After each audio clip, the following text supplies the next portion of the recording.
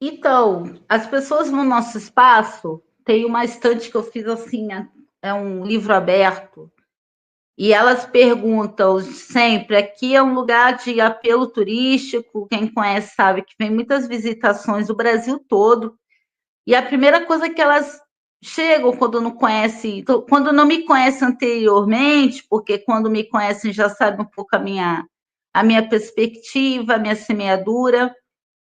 Eu quero um livro, eu quero um mito, eu quero um conto indígena. Você pode me trazer uma lenda, um conto, um mito?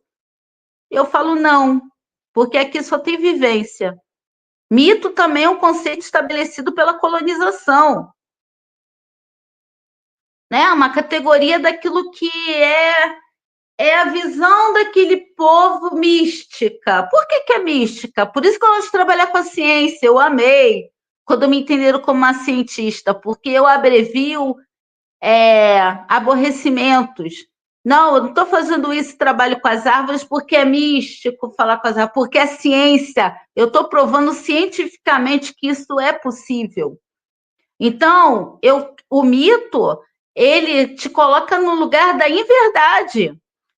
Em outra ocasião, me perguntaram que é um trabalho de história, não uma história que fosse ficção indígena. Eu falei, para quê? Você vai fazer uma história de ficção? Se a nossa história já não é reconhecida, não. Nossa história é ciência.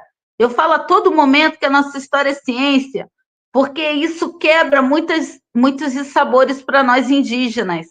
Porque eu posso poetizar minha relação toda com as abelhas, e eu vou dar um exemplo, porque eu também sou uma pessoa extremamente didática, porque as pessoas precisam entender o que eu estou falando. Eu estou fazendo um livro com as abelhas, ele está em fase de impressão, né? E aí eu fiz um rezo porque eu queria desenhar as abelhas, algumas que pudessem representar. Nós temos várias espécies, mais de 3.000 espécies, mas as conhecidas são cerca de 300, o mesmo número dos povos originários.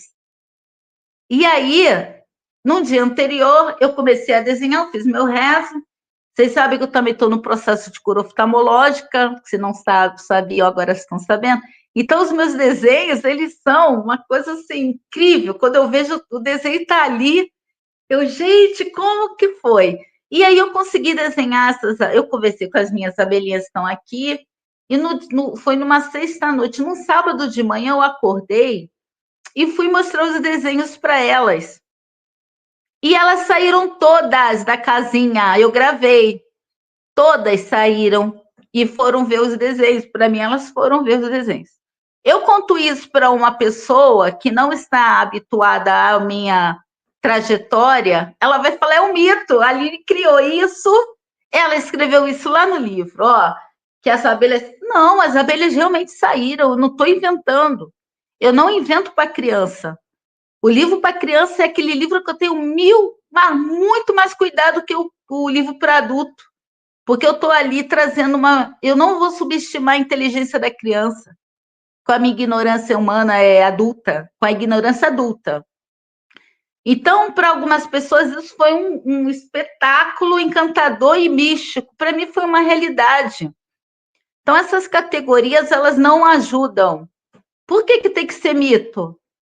Ah, o povo tucano tem. Gente, será que foram os tucanos que falaram: ó, isso aqui é um mito? Nossa, ou foi a colonização que entendeu como mito e aí já classificou?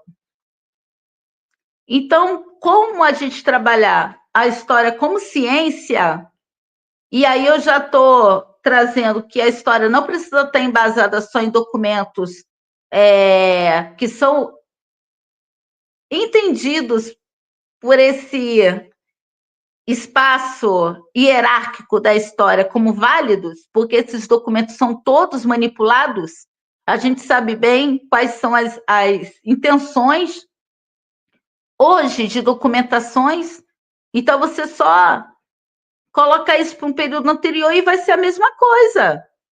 É muito mais fácil dizer que o meu povo é nômade para dizer que nós não temos relação com o território. Aí vai lá um historiador, eles eram nem um historiador, né? Um visitante, um passante. lá do século XVIII para dizer que eles eram nômades, e aí hoje, no século XXI, eu vou reafirmar isso? Porque foi escrito há... É uma mentira. O povo nômade não se comporta nesse formato. Você se deslocar para se manter vivo não é ser nômade. É estratégia de sobrevivência. Então, eu tenho trabalhado, Satê, tudo que eu puder levar para a ciência, e aí instituições... Não, isso que ela está falando realmente tem sentido. Eu tenho liberdade para fazer aquilo que eu estava pensando antes e não podia. Não sei